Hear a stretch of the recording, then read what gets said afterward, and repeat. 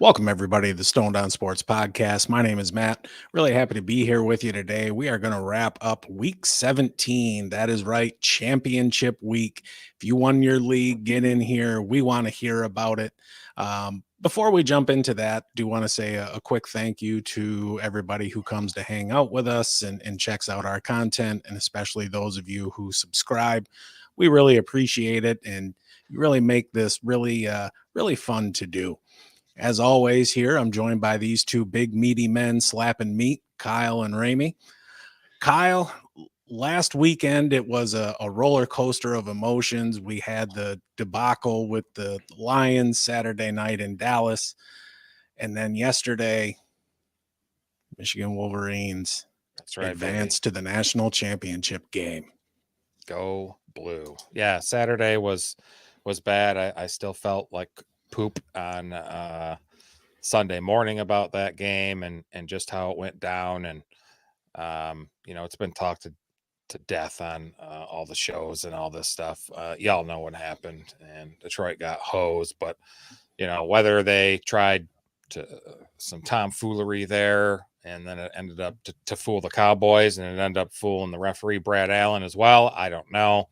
It's done. It's over with, because Monday came and Michigan won the semifinal, beat Alabama, a damn good Alabama team at that. I'll still never understand why the call was a QB draw up the middle into the fucking pile, but there it goes. But works for you. Yeah. Next Monday, you know what I'll be doing at 8:45 or whatever time it kicks off again. Playing Washington for the Natty. I think this is the early 90s Rose Bowl rematch, right? What year was that? Yes. Yep. Also 2024 Big Ten matchup. Right. That's true. Yeah, they play each other next season as well, because they're coming to the Big Ten. It's amazing. We got some people in the chat. Captain Spock won 2 championships, got a second and a third. That's nice. Damn. Very nice, brother. Very nice. Congrats. He won a total of $2,700. Hey, shit. Shoot. Drinks are on you next time we're in Cali. I won a $95 bet on DraftKings in the Michigan game yesterday, and I was happy about that. So you and Paul combined for $1,095 on Michigan last night. Yeah. Nice. No, it was a wild one too. What was it? Corum to score 2 touchdowns, Milrow to have 50 plus rushing, and I did Michigan -1, and I think Matt did Michigan -6.5. So he got a little bit higher, but yeah. Blue Jays is here as well. Welcome to the show. Or not welcome to the show, but welcome back to the show, I should say. Welcome to Tuesday. Dubo, what's up? Go Big Blue. What a game. It was a great game. I'm glad you guys are all talking in the chat. It's awesome stuff. Hope you guys are all doing well and having a great New Year's so far. We know this guy's a Michigan fan. Yeah, he is. I'm sure he was happy. Nice. So KIP. Brandon came over last night and we watched the game with me. And yeah, I live in an apartment, and I'm sure the neighbor beneath me was very unhappy with 2 300-pound guys jumping up and down because we were loud when they won. We were jumping up and down. Well, I mean, jumping. It sounded bad, but celebrating. I should have said celebrating. Hey, they leapt with high-fiving, dad, stuff like that. But pats on the bottom. Touching tips. Yeah. But anyway, just the tip, though. How are you guys doing? I know, Matt, you're a little under the weather there. I'm glad you're hanging out anyway and making it through. And Ramey, how the heck have you been? I'm good. Colts got a big win and two good games yesterday. There's been a lot of conversation about the other bowl games and how they can kind of fix them with all the opt-outs and just the matchups not being that great. There were a lot of bad games over this bowl season, but the playoff games did not disappoint.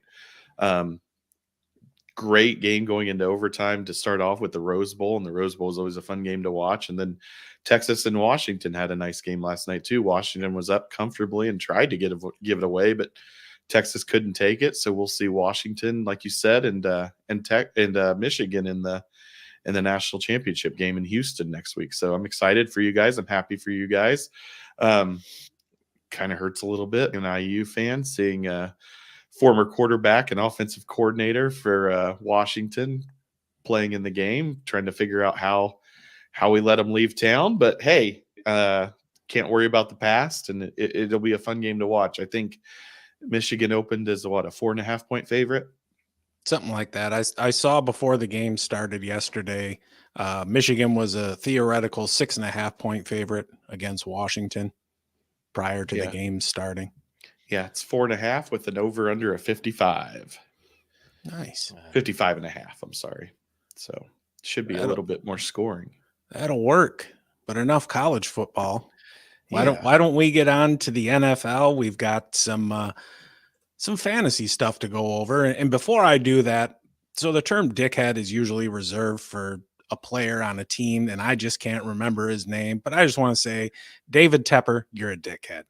Yes. All right, what game's first? David Temper. That's his new nickname. I'm going to forever call him David Temper because he obviously has a temper. Where'd he go to school? I don't know. The only thing he's good at is firing coaches. Right.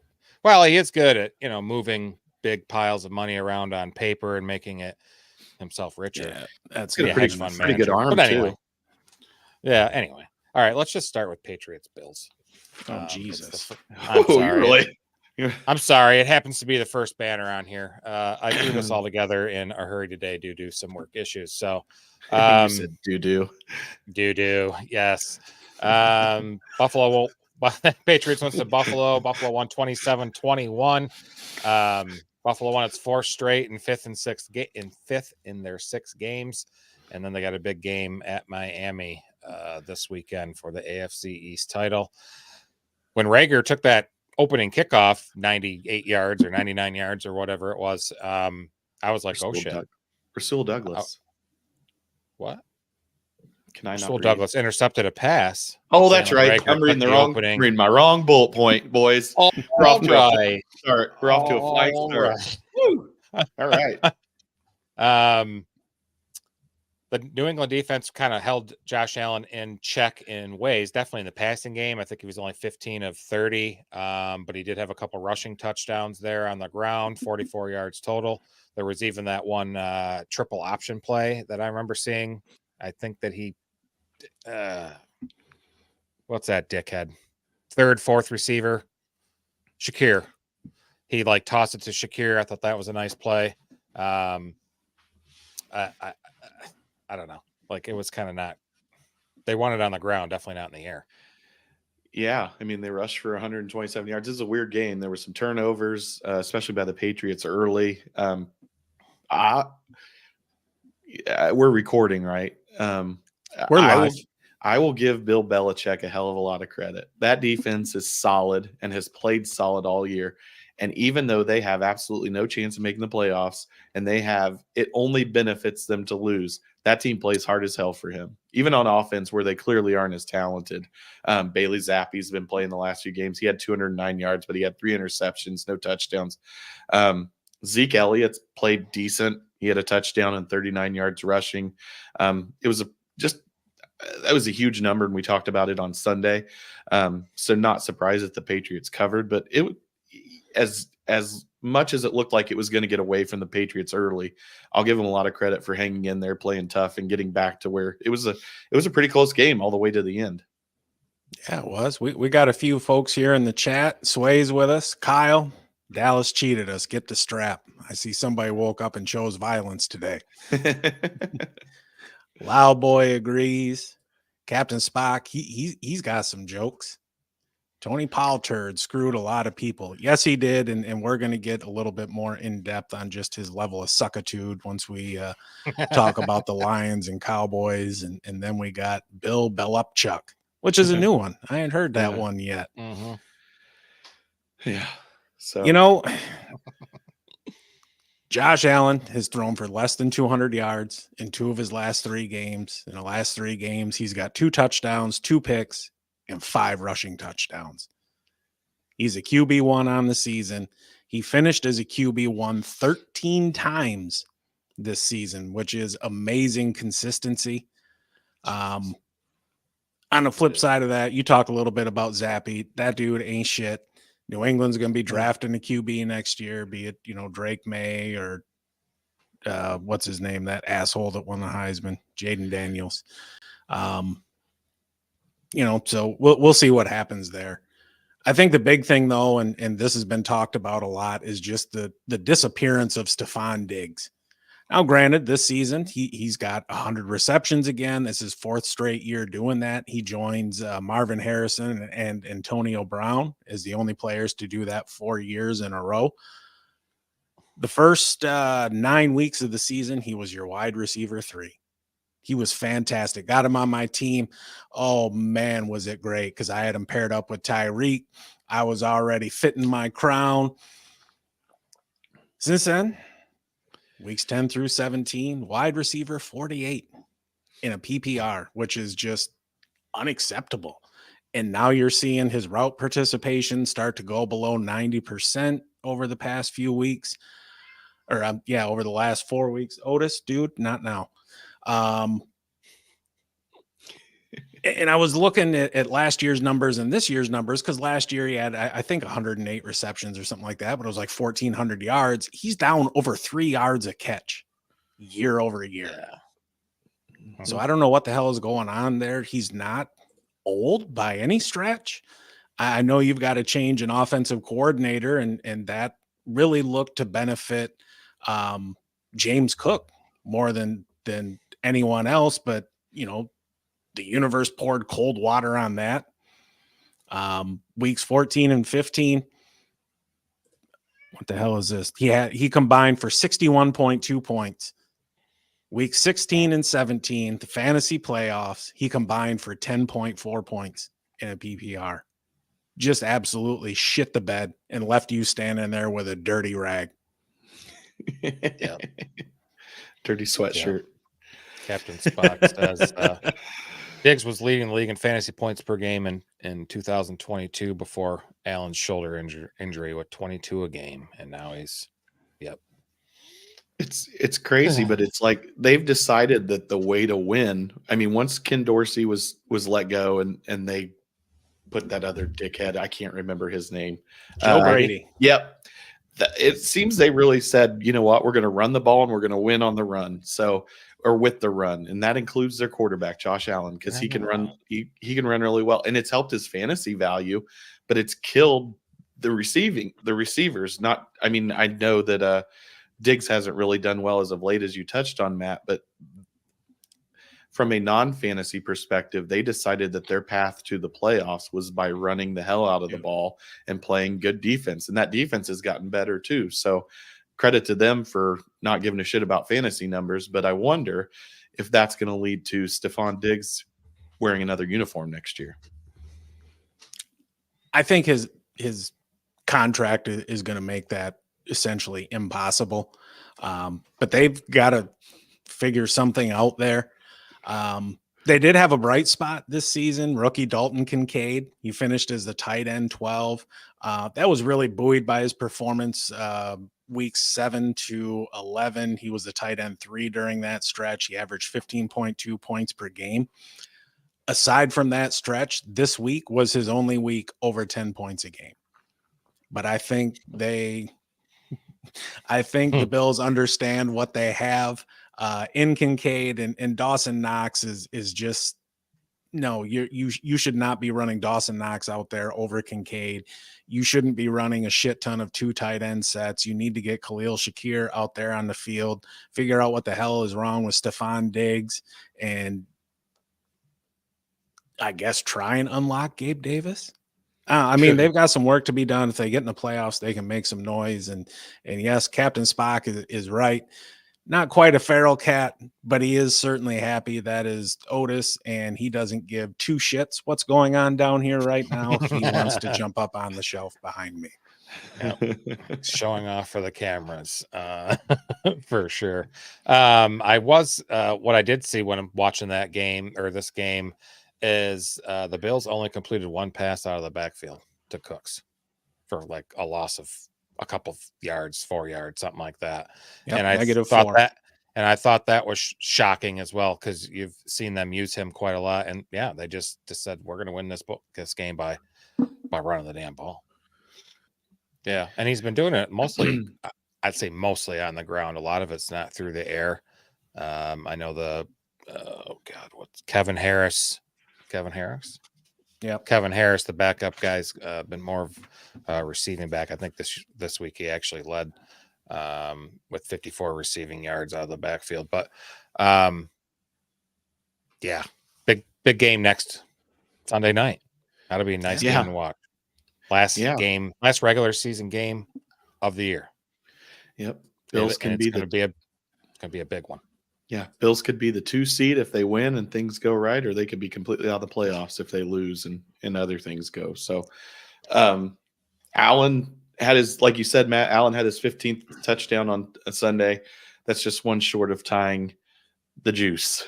Orenthal. The team, right? Yeah, that's right. Yeah, in a 14-game season, though. Yeah. So, 1975. Man, he killed that running game back in the day. He killed something or something. Allegedly. Allegedly. He was found innocent by a jury of his peers. He was guilty as fuck. George Play. This makes me so happy to read. Somebody else. Hey guys, thanks for the advice this season. I got the championship this year. That's awesome. Captain got one as well, or actually 2.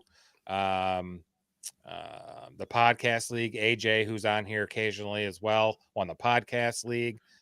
Listening to a lot of our stuff as well. It's awesome stuff. I love seeing it. I'm glad if I couldn't get one, I'm glad y'all can get them. It makes me happy. Congrats, George. Welcome to the winner's circle. Heck yeah. Yep. You can talk shit forever and lay it on thick for the next, 8 months with your league mates, and hopefully draft a winner and repeat, man. Yeah. All right. Next game. What you want to do? Don't care. All right. Lions and Cowboys. Oh, man. Jesus. Yeah. CeeDee Lamb, player of the game, I would imagine. Had a season high 17 targets. Wow. 13 receptions for 2. Yeah, that's pretty good. That's pretty damn good. Prescott had a nice fantasy game too, 345. Didn't have a touchdown, but he had that pick. Goff. He had 2 touchdowns.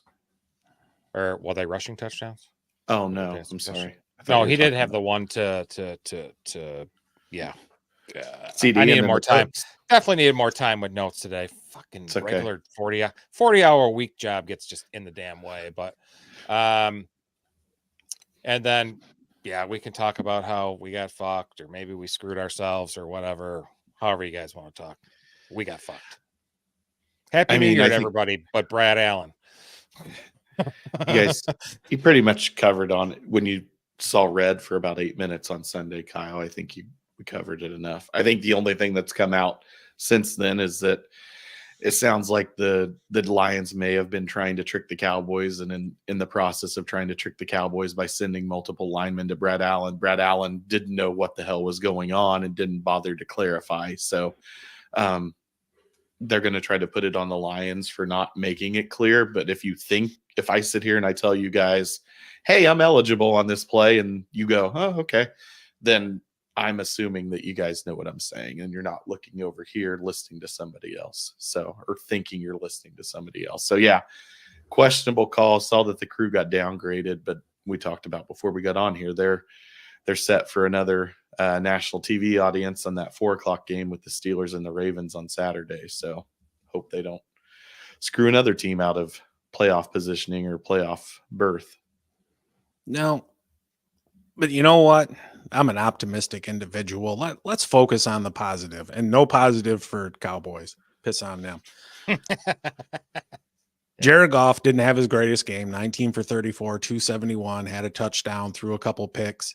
Still this year, he finished as your QB8. He only had 4 games over 20 points and just one since week 7.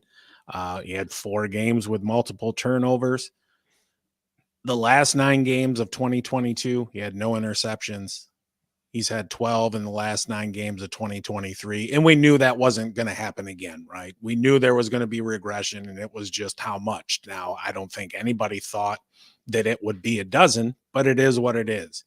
Still, at the end of the day, he's third in the league in pass yards. His 7.4 YPA is better than Mahomes, Allen, and Hurts. His 28 touchdowns are more than Mahomes, Stafford, Allen, and Hurts. If he gets 250 and 2, you're looking at a 4,500 yard season with 30 touchdowns. Considering where you drafted him, I mean, he was the QB 17 off the board or something like that. While he didn't have that huge ceiling, he only had 1 game over 30 points. He still had a damn steady floor all season long. And especially if you're in a 2 QB or super flex league, that's something you really want. You want to be able to count on that week to week consistency. And that allows you to take a chance on more boomer bust guys with your other quarterback. Gibbs had a down game, 15 for 43. He had 1 catch for no yards off of 3 targets. He finishes as the RB8, missed a couple games. He's the RB3 since week 7. He only has 1 game below 11 points, 6 games over 20 points in that span. This week, he was just the running back 50, tied with Kyle Juszczyk, but, we should all aspire to such great heights.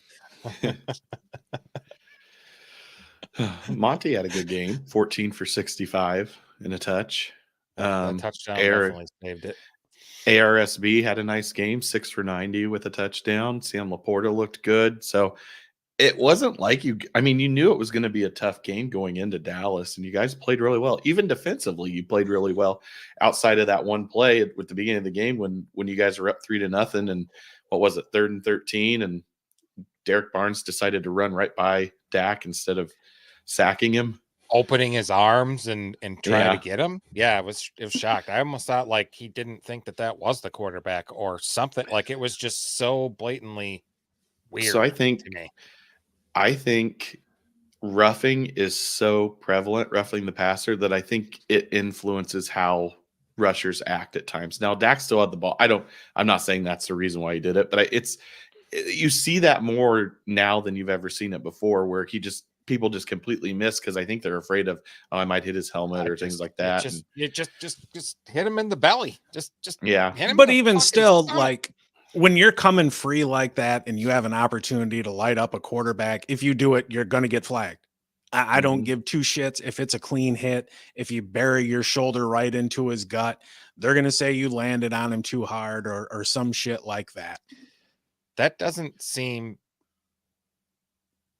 If that's Derek Barnes' thought process, that doesn't seem like he's getting the message from MCDC, because I don't see him saying that. Yeah. He's go bite your fucking kneecaps or what, like do all this shit. I just don't see him being coached that way. If you have a shot to get to the quarterback, get him. We'll deal with whatever. But God, at least do something. He didn't do shit. Captain Spock says, I hate the Cowboys. Lions. I am a Lions fan, but I still don't like the coaching decisions at the end. No other coach in NFL history would have went for it. I get it. It'd have been nice to go to overtime and try and win that way. You kind of live and die with Motor City Dan Campbell and his aggressive decisions like that. And as a Lions fan who's lived in the basement for decades and decades, it's nice to see the team do that type of shit and succeed on it a lot. It is long term. I don't think you're going to be successful doing that. I would like to see, as his tenure goes on, for him to get, I don't want to say conventional, because we've talked about it on this show. The best way to ensure you don't win is to do the same thing as everybody else. But there's also got to be a line, right? Where it's, all right, am I being bold and aggressive, or am I just being foolish? And I think he's crossed that line a couple times this season. But at the same time, sometimes it can be difficult to know where that line is without crossing it. And if those bad decisions worked out, we're having a completely different conversation. Yeah. I think he's a very emotional coach. And I think 95% of the time, that's really what makes him such a good coach and such a good fit for your team. But it's times like that where he's pissed off because they just got screwed out of a call and they got backed up 5 yards, and he's fuck it. I'm going to go for it, and I'm going to win, and I'm going to show him it doesn't matter if the refs are against us. I'm going to do this. So yeah, it did come back to bite him, but the first play was perfectly drawn up, and we talked about it on Sunday. The last play after the offsides, if Goff had thrown a better ball, it would have worked out, and we'd be talking about how fucking big MCDC's nuts are, going for it on 4th and 7 and getting a offsides and then going for it again on the last play and getting it. So a lot of it is how the result ends up. You're either a genius or you're foolish. But I agree, there are times where, and I'm sure he'll learn. He's improved as a coach over the last 3 years, but with the experience, and I'm sure this is something that he will learn from. And if he's presented with it again, he may make a different decision, or he may not. I mean, it's his call to make, and he's willing to live with the choice. Yeah, and we went. Yeah, go ahead. I was going to say, we've got Spock in here with a question, and this is a fair point. If they're a confident team, why was he afraid to go to OT?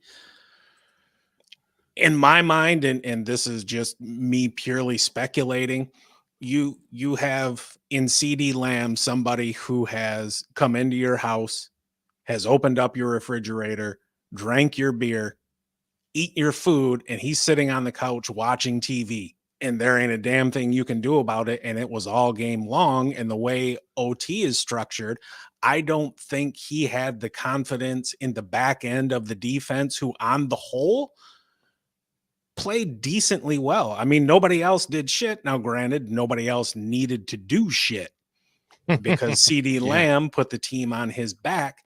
But if you haven't stopped him all day, I don't want to put my money on them being able to stop him in overtime. That's the only thing I can think of, and it's purely me talking out my ass.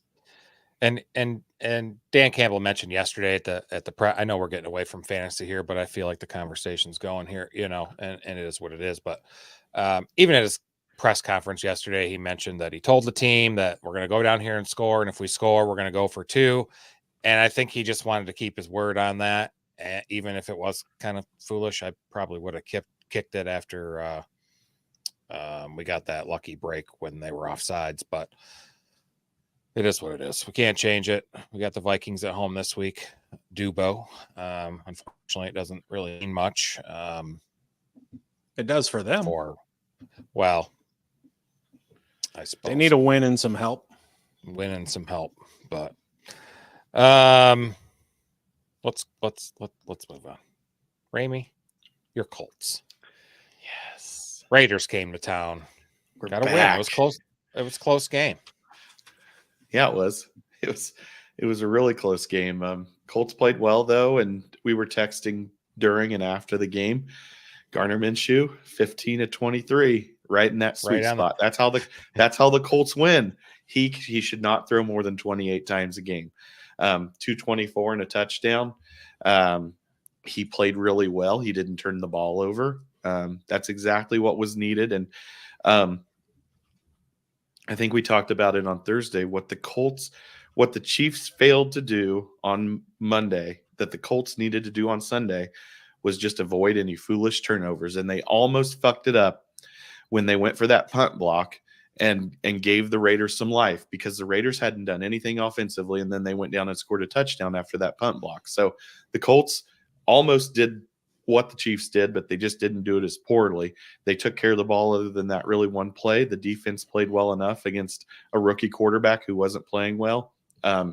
He did throw 47 times, kind of surprising based on the success they had against the Chiefs on the ground and how the Colts have shown they can give up some yards on the ground. Zamir White still had 71 yards on 20 carries, but Aidan O'Connell played well. You kind of saw Davante Adams come back from the dead, but it came down to the end, and the Colts played well enough and were able to hold on to the ball and kind of keep the Raiders from tying it up at the end. So some penalties on the Raiders as well that kind of hurt them at the end of the game.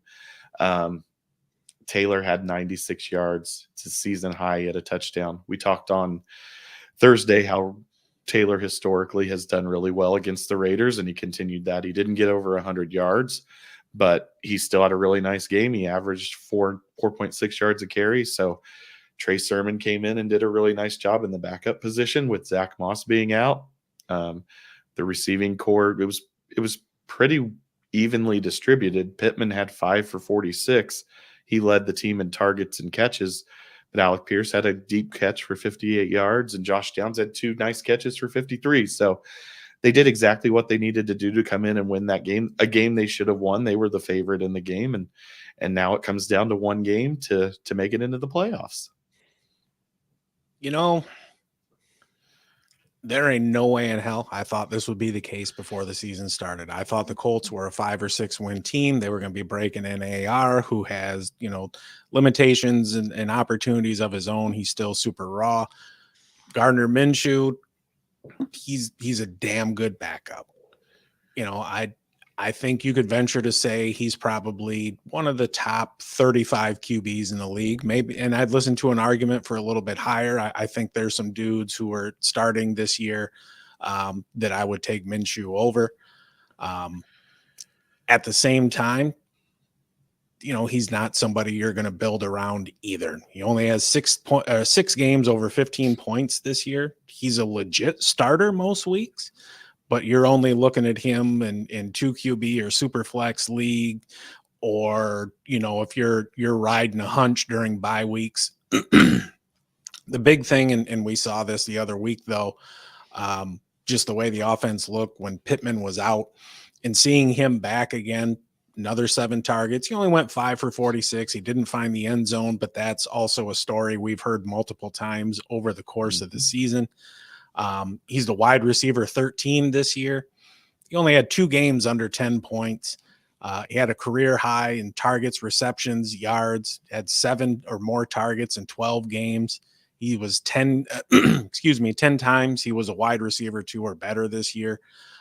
He's somebody, there was a little bit of optimism coming into the season, and he really established himself as, I'll say he's a wide receiver 1, even though he's, your wide receiver 13. He did miss a game. Was it just 1 game or 2? It was just 1 game. So he missed 1 game, and he's continuing to improve. Right now, what's holding him back is just the lack of touchdowns, and it's going to be interesting to see how the chemistry between him and AR comes into play next season.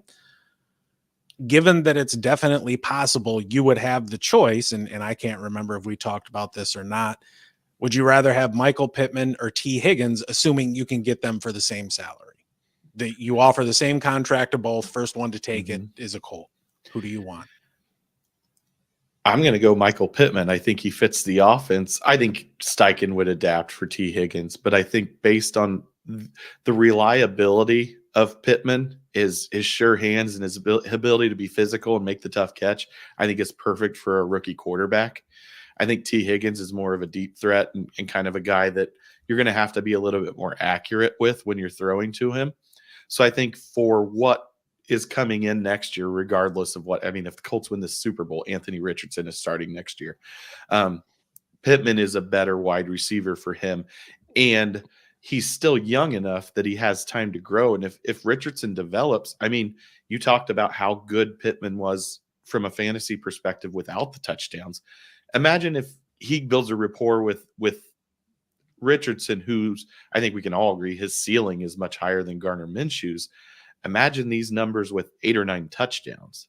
Then you're looking at Mike Evans. Yeah, exactly. So I think for what the offense is, and the fact that Josh Downs has shown some signs up until he hurt his knee, and then also even Alec Pierce has come on as a deep threat as the season has worn on. Not a whole lot of volume, but he's good for at least kind of stretching that defense. I think Pittman's the perfect fit for Indianapolis. I'd rather have him. That makes sense. I think he probably is, for sure. On the Raiders side a little bit. So Josh Jacobs is gone next year. Where's everybody drafting Zamir White, or how much are you going to pay for him in draft dollars? I think he'll end up being, he's going to be one of those 0 RB darlings. Sure. If he's getting 18 to 20 carries or touches. That's nice. Yeah, and it's going to depend too on what are they going to do with Farva? Are they going to bring him back, or are they going to look to draft a quarterback? For me, looking at Aidan O'Connell, he's not been great. He's not been terrible. He had a decent game on the season, 1,974 yards, 10 touchdowns, 7 picks, completing 61, almost 62% of his passes. Only has 1 pick in his last 5 games.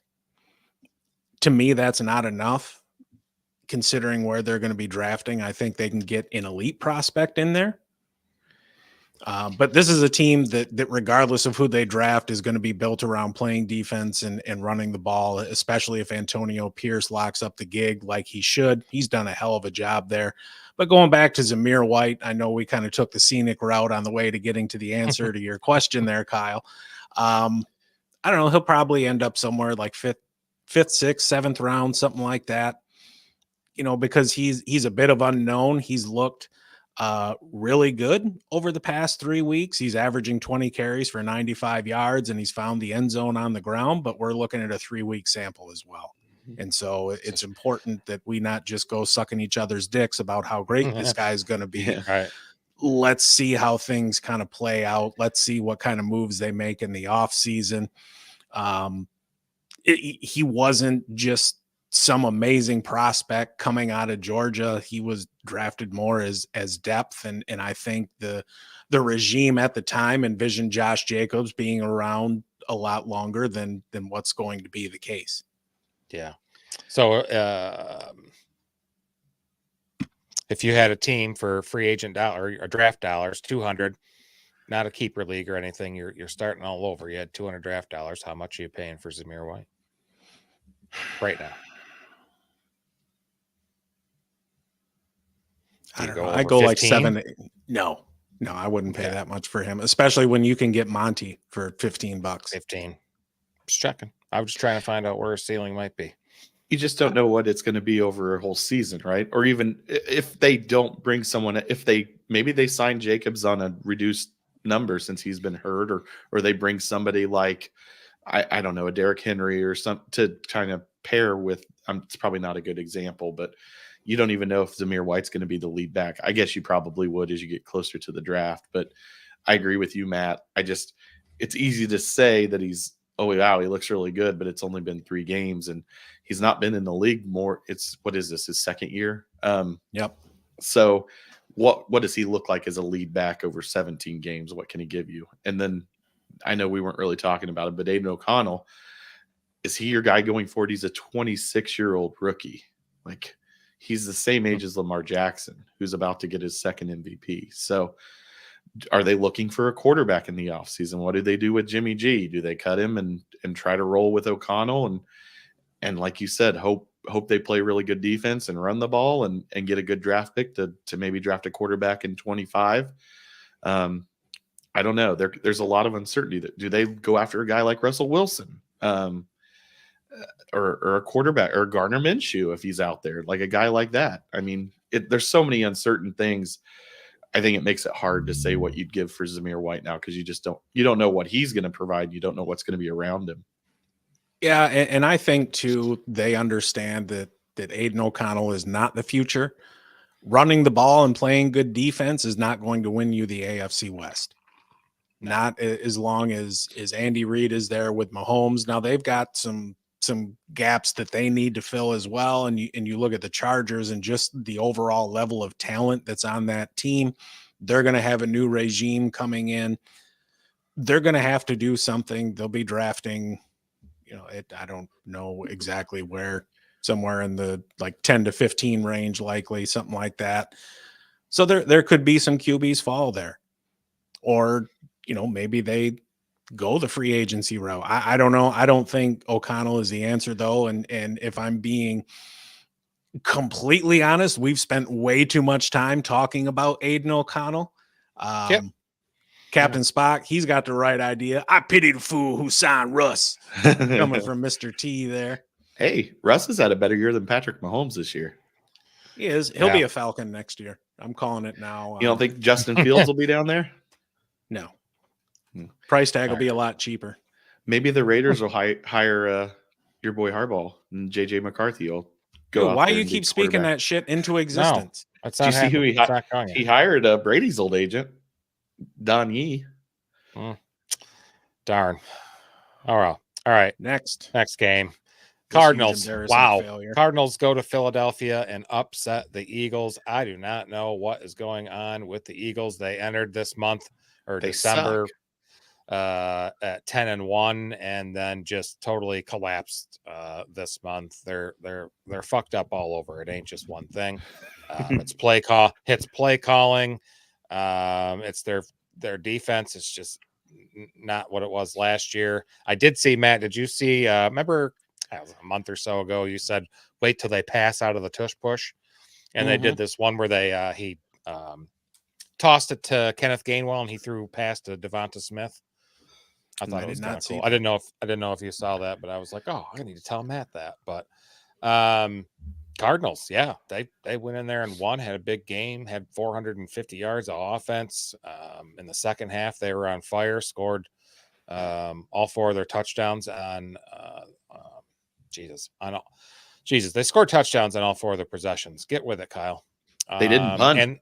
And they didn't punt, and they ran the shit out of the ball. James Conner had a great game, ran 26 times for 128, and that game-winning touchdown. It's a big win for Gannon. Went there, used to coach for the Eagles, and went there and won a game, and it's tough to win in Philadelphia, and they did. Yeah. Before we dive any deeper into that, we have our listener league champion here. Nice. Hey, fellas, thanks for the fun time this season. Enjoyed all the ideas and inside info. He's ready for the playoffs now, but got to say he's looking forward to the baseball season and fantasy baseball. Well, as defending champion of the podcast listener football league, you are guaranteed entry into the baseball league. There you go. I made him a little fun. Oh man, that's crappy. Well, made him a little trophy there. There you go, AJ. AJ's TD squad inaugural league champion. Congrats, dude. Good game. Merch will be in the mail as soon as it gets to me. Yep. It should be like 2 weeks. And the gift card's on its way this week. Congrats, man. That's awesome. Where the hell were we? I forgot. James Conner. Yeah, there you go. So here's the thing. He's the RB28 and PPR on the season. And he's one of those dudes who he's better in a standard league or a non-PPR than he is in PPR. He was the running back 14 in points per game. He finished out strong, though. The last 5 weeks, he was the running back 2, averaging 22.2 points per game. And that is, you contrast that with somebody who just the other side of this game, DeAndre Swift, who was fantastic. Started off the year on fire, and he faded as the season went on. He ended up as the RB17, but he scored less than 10 points in 5 of his last 6. He's the RB31 in that span.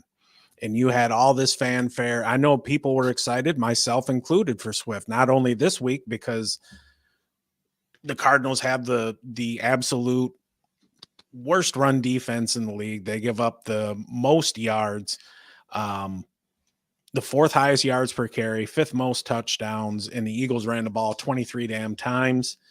DeAndre Swift accounted for 13 of those.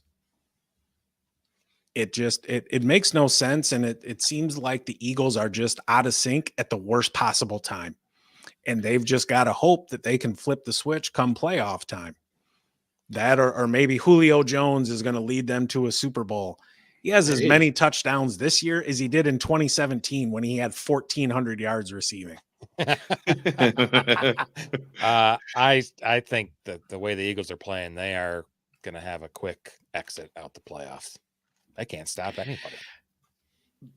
Their downfall kind of seems to run with Swift's fall in production. Like when he was rolling and they were looking good with him, they were hard.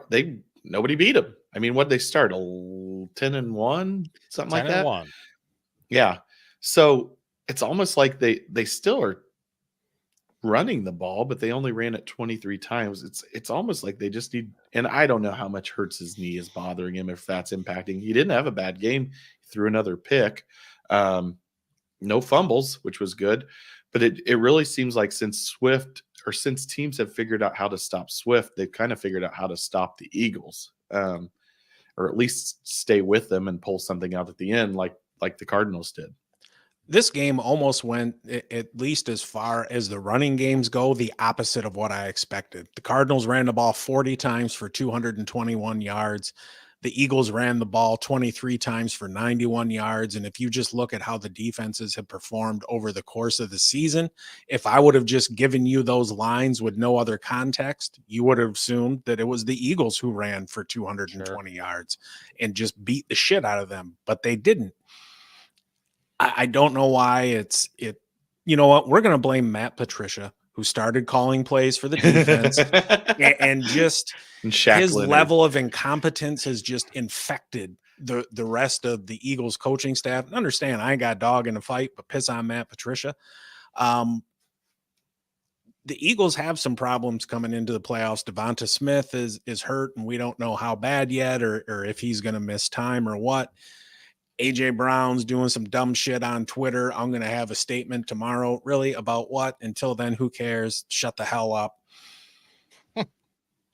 You know, they got to figure this out. The back end of their defense is rivaling Detroit's with its just incredible ineptitude. And I did see something interesting come out today from Cardinals head coach Jonathan Gannon. He was asked directly if Kyler Murray is going to be their quarterback next year. And he said he's number one is our franchise quarterback.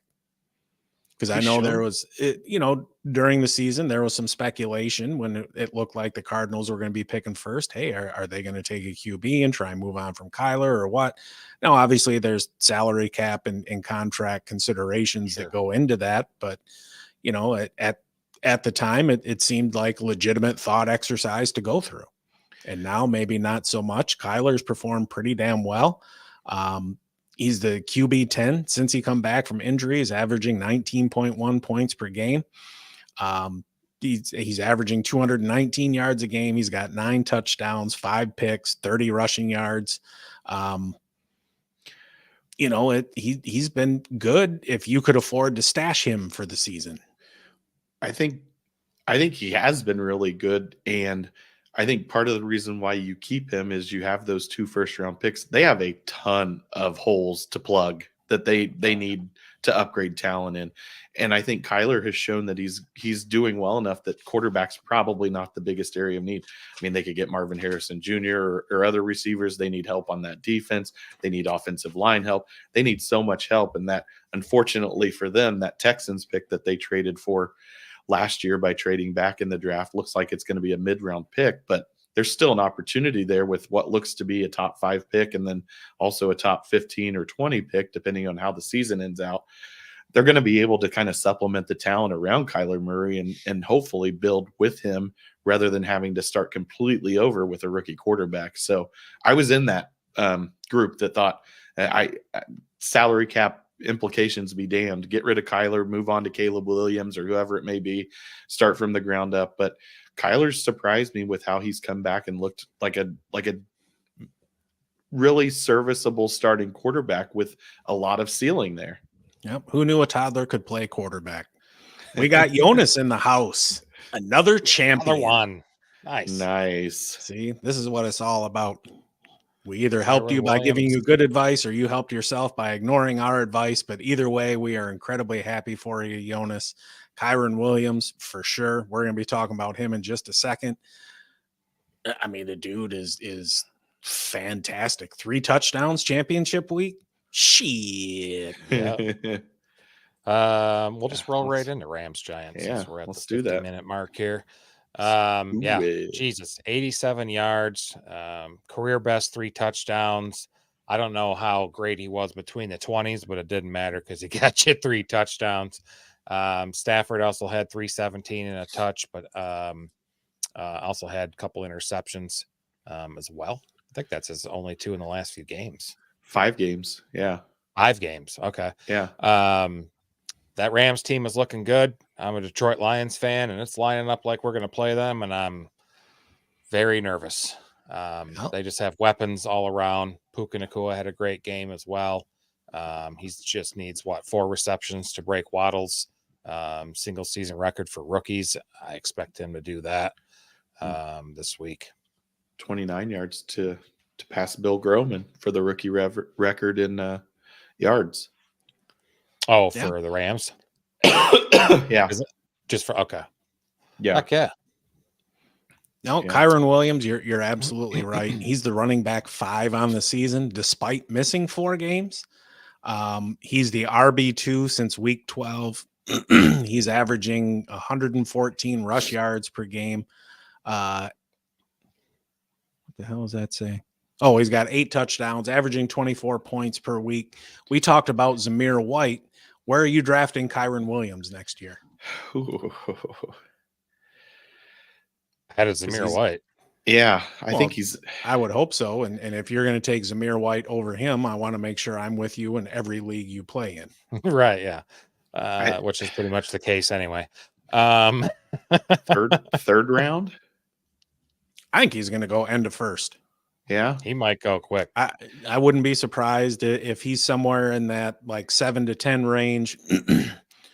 Obviously, CMC is going to be the first back off the board. I think he's going to be in the conversation to be the second back off the board. Wow. Could be. He's done a hell of a job. Over a guy like Taylor? Yeah,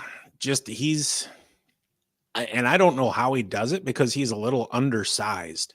Mm-hmm. I didn't really know much about him when he went to Notre Dame, I believe, and I didn't really hear much about him coming out.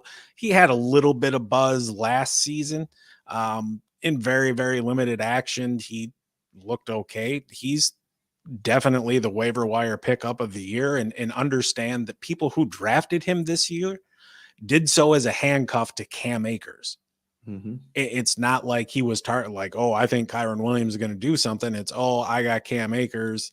I'll pick this dude up in case shit happens again, and shit happened again. So you mentioned that he could be the waiver wire pickup of the year. I would contend there are 2 candidates on this team for waiver wire pickup of the year, along with Puka Nacua, who we just talked about with his insane numbers as a rookie. And we've talked about this 2 or 3 different times over the course of the last few weeks. It really goes to show how good of a coach Sean McVay is. I think people forgot after they won the Super Bowl and they went 5-12 last year, and it just looked like a mess because of all the dead cap money. And what did Stafford want to retire? Did guys move on? They traded Jalen Ramsey, Aaron Donald. What are you going to do with him? They've come out this year and they've put things together, and they've shown that they have a really promising future. And in addition to being a really scary team in this playoff race. So they clinched on Sunday. It was a closer game than I thought it was going to be. They only won by a point. Giants are playing hard still for Dayball, but Sean McVay's doing a really good job. And I saw where he committed to being back next year. So. Yeah, speaking of clinched, Lions and Rams playing the playoffs, that's how I'm going to feel the entire time. I'll be sitting there with the old butt cheeks clenched. You know, I'll always have a soft spot for Stafford because of the time that he spent in Detroit, and he did a lot of good shit for the community. And you know, we were talking before, it's like he leaves town and then he comes back into town with his new chick, only to find out his old chick is like fine. She lost some weight. She got rid of the glasses, and now she's a dime piece. It'll be a fun game to watch. I don't think Detroit would have an answer for Puka or Cooper Kupp, who kind of looks like now he's really on that down slope of his career. I mean, he's already 30 years old, and the injuries are starting to catch up. He's been the wide receiver 19 since he come back from injury. He missed the first 4 games. He's been the wide receiver 15 during the playoffs. And all right, you know, a high to mid wide receiver 2, considering where you drafted him and whatnot, you'll take it. But really, it's been the Puka Nacua show all damn year. 101 grabs, 1,400 yards, only 5 touchdowns, which is a little bit disappointing, but you got to love that 28% target share that he gets. He's gone for 100 yards in 3 of his last 5. He only has 1 game under 10 points since their week 10 bye. He's so good after the catch. So many great runs after the catch this season. So many great ones just this weekend. Constantly getting him in a scoring position. He's always there. He's got great hands. They got a great replacement for him. They run him on jet sweeps too. And he had 2 carries on Sunday for 19 yards. And I'll tell you what, he didn't even lead the team in targets. Demarcus Robinson did. He had 10 targets. Matthew Stafford really seems to like to throw to Demarcus Robinson too. So not only do they have Puka, and then they're going to have Cooper Kupp for a while because of his cap hit, but Demarcus Robinson looks like a nice little piece too. Nice. And you could have just stopped with saying Matthew Stafford likes to throw. Yeah. Because he loves to sling that around. Jonas says his top 3 RBs next year, CMC, Kyren, and A-Chain. He agrees with you, Matt, on a late first rounder. And Spock thinks Brees will be up there. Yep. I agree with that. From an ACL is always the sweet spot for running backs coming back. And he had a hell of a year this year too. Yeah. If they can, Rodgers is back. Especially last few weeks. And they can improve that offensive line. And that defense is probably going to be mostly intact next year. I look forward to the Jets doing what we thought they might actually do this year, compete. Yeah. Shit, Brees Hall's been over 26 points 3 of the last 4 weeks. In the past 2 weeks, he's over 70 points total. Jeez, RB4 on the year. He's done a hell of a job. He's a special talent there, and if they can get even competent quarterback play there, that offense can do something. Garrett Wilson's a damn monster too. They're going to have to fix that offensive line. I mean, it didn't hold Brees back, especially lately, but they're going to have somebody be able to protect Rodgers. I wouldn't be shocked if they don't try to get Bakhtiari over there, but Bakhtiari is just always hurt. Oh, dude, that guy needs to retire. Well, I mean, they do let Aaron Rodgers play GM there, so yeah, that's true. Yep. So all right, they need to figure something out. So let's talk about how Kyle lost and is buying us ale. Yeah. All right, we'll get that fucking out the way, I guess. Our DFS, I lost again. Matt won. Yes. I don't even think there's a reason to play next week. Because there's no I can chance take more of your money, man. I can win. Motivator for me. So I could get back to 500. I'll be down your way there in Indiana. I'll buy you beers and wings and pizza and fries and whatever else you fit in your fat mouth. No. Hookers and blow for sure. But yeah, just horrible in DFS. Jesus, I was much better in baseball. Good Lord. You felt really good about your lineup, though. I did. And then you were talking a lot of shit. I was talking lots of shit. Whatever. Fuck you guys. Our Aces, Deuces, and Locks results from last week. I went 4-1. Matt 2-3. Ramey also 2-3. One more week, Matt. One more week for all the marbles there. Break down the winning percentage there. You're at 54.71. I'm at 54.12. That extra tie got you half a win to make the difference 54. There. Push. Yep. So I believe Brandon beat you for third place in the podcast league too. Is that nobody correct? Gives a fuck about who won third place? He came over yesterday. That's what people who finish in fourth say. I didn't even care. I didn't start a guy in there. I don't care about third fucking place. Nobody gives a shit about third. I do. Place, but you were the representative of the podcast crew in the playoffs, and it was all on you. Yeah, and I lost the week 2 weeks ago. So that's and meanwhile, here I am, champion of those who didn't make the playoffs, which is just as good as making the playoffs. I should really get a shot at AJ now. Double elimination College World Series style. Right. I'm coming up through, consolation ladder to take my spot on the throne. AJ was in here earlier and he won. I did clip the matchup there. He smoked Drew. I'm sorry, Drew. Sorry, Melton Snowman. Man. They got smoked by 60 plus. And AJ just had so many players just produce. It's a pretty good week when your kicker gets 24 points. 24. Yeah. that helps as well. Pacheco at 28. Connor had a big game. Puka Nacua. Josh, he just had it. And some weeks you just don't got it, Drew, and that's how it goes. And obviously McCaffrey had a pedestrian game due to getting hurt. So but congrats again. Can't wait to do it again next year. Can't wait to do it with baseball. So It's going to be fun. All right. I'm good. Got anything else? I think Matt needs to go to bed. Yeah. So looking forward to that. All right.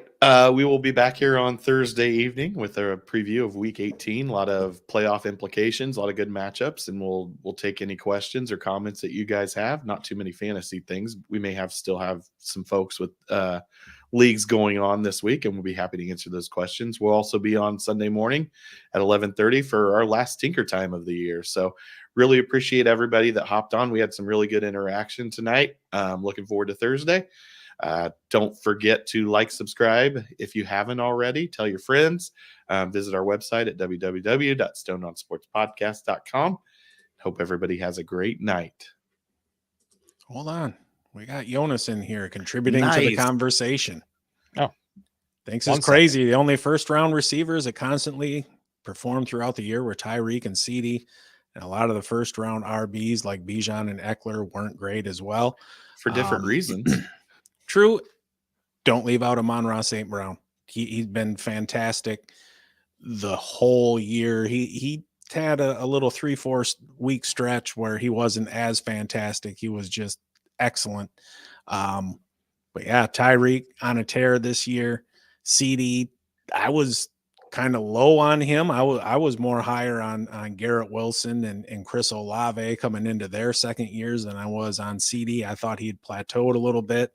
And I think, his emergence in large part is due to the play of Dak Prescott, but I also think the play of Dak Prescott is due in large part to CeeDee Lamb kind of figuring some stuff out and really cementing himself as a top 5 guy. Piss on Austin Eckler. Yeah. I accurately predicted his downfall. It only took me 3 years to do it. Gonna be right one of those years. And then Captain Spock, you are absolutely correct. Monty in the 8th won a lot of leagues. That man has a nose for the end zone, and he's on a team that absolutely loves to run the ball and will continue to do so.